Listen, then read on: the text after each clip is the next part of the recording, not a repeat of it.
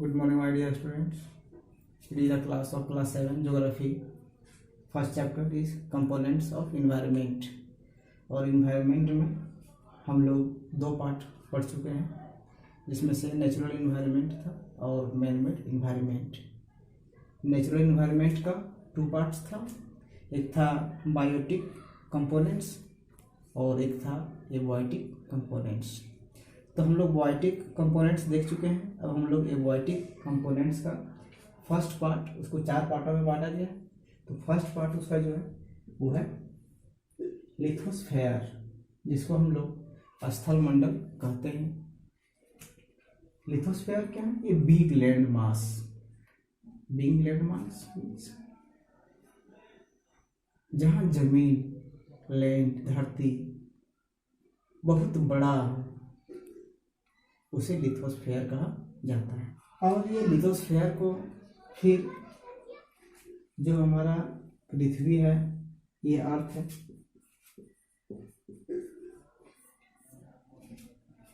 तो ये जो सबसे ऊपरी परत है जिसको हम लोग क्रस्ट कहते हैं, ये अबाउट 100 किलोमीटर थिकनेस है इसकी। ये महासागरों में कम भी है और पहाड़ियों में ज़्यादा भी है। यह अर्थ का सबसे ऊपरी पार्ट जो होता है वह हमारा क्रस्ट होता है। उसके बाद नेक्स्ट जो आता है वो मेंटल होता है। ये मेंटल है, ये पार्ट जो है यह मेंटल है। इसकी थिकनेस 2900 होती है। और उसके बाद आता है ये कोर। यहाँ से यहाँ तक, सेंटर से लेकर के यहाँ तक की रेडियस में जो दी गई है वह कोर है। कोर को 2 पार्टों में मेनली डिवाइड किया गया है।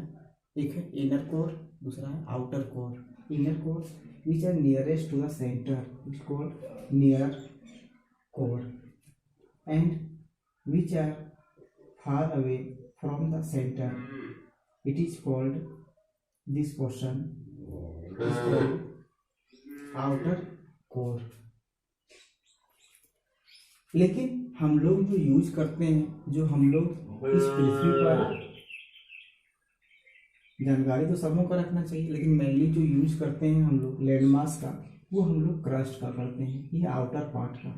हम लोग इधर ही रहते हैं, इस एरिया में रहते हैं। और यहाँ पर हम लोग क्या करते हैं, यह लिथोस्फेयर का यह पार्ट 2 शब्दों से मिलकर बना है, लिथो और स्फेयर। लिथो मीन्स रॉक्स और स्फेयर मीन्स व्यापक रूप से मौजूद। तो ये रॉक्स यहाँ पर मेनली प्रेजेंट हैं और यह हमें फार्मिंग करने के लिए सरफेस प्रोवाइड करती है। हम लोगों को रहने के लिए, लैंडमास, घर बनाने के लिए ज़मीन प्रोवाइड करती है। यह हमारा क्रस्ट में ही होता है। जितने सारे महासागर हम देखते हैं, जितने सारे नदियों में देखते हैं, ये सारा क्रस्ट में ही होता है। You look at this line, the solid crust of rocks forming the surface of the earth। ये रॉक्स सॉलिड क्रस्ट जो है वो मेनली फार्मिंग के लिए, प्लांटेशन के लिए, लिविंग के लिए प्रयोग होता है। अब हम लोग नेक्स्ट पढ़ेंगे लिथोस्फेयर के बाद हाइड्रोस्फेयर। डियर स्टूडेंट्स, तो लिथोस्फेयर के हम लोग बाद हाइड्रोस्फेयर पढ़ेंगे। हाइड्रोस्फेयर का मतलब होता है जलमंडल।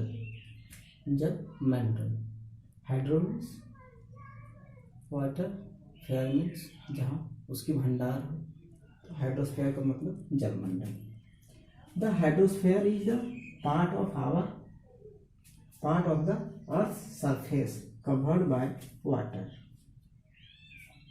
पृथ्वी का जो आउटर पार्ट है, जो क्रस्ट है, वह हमारे वाटर बॉडीज से अबाउट 71% क्या कवर किया हुआ है, एंड 29% क्या लैंड है। लैंड तो दोनों जगह है, लेकिन यहाँ पर हम लोग रह सकते हैं, ये हमारा लिथोस्फीयर के तहत आता है। और ये 71% जो वाटर बॉडी द्वारा क्रस्ट को कवर किया गया है, इसे हम लोग हाइड्रोस्फीयर कहते हैं। The water on earth found in, अब पानी हमारे यहाँ, ये वाटर बॉडी हमारे यहाँ पाया कहाँ जाता है, सबसे ज़्यादा जो पाया जाता है अधिक मात्रा में, वो कहाँ है, ओशियन से, महासागर है। और फिर क्या है, समुद्र है, सी है। इसके अलावा वाटर बॉडीज को हम लोग पा सकते हैं रिवर में, पा सकते हैं हम लोग लेक मीन्स झील में पा सकते हैं हम लोग, एंड द स्ट्रीम्स। और इसके अलावा हम लोग बहाव में, करंट में, स्ट्रीम्स में पा सकते हैं। ये सारे चाहे वाटर बॉडीज का कोई भी रूप हो, लेकिन वो हाइड्रोस्फीयर का पार्ट है।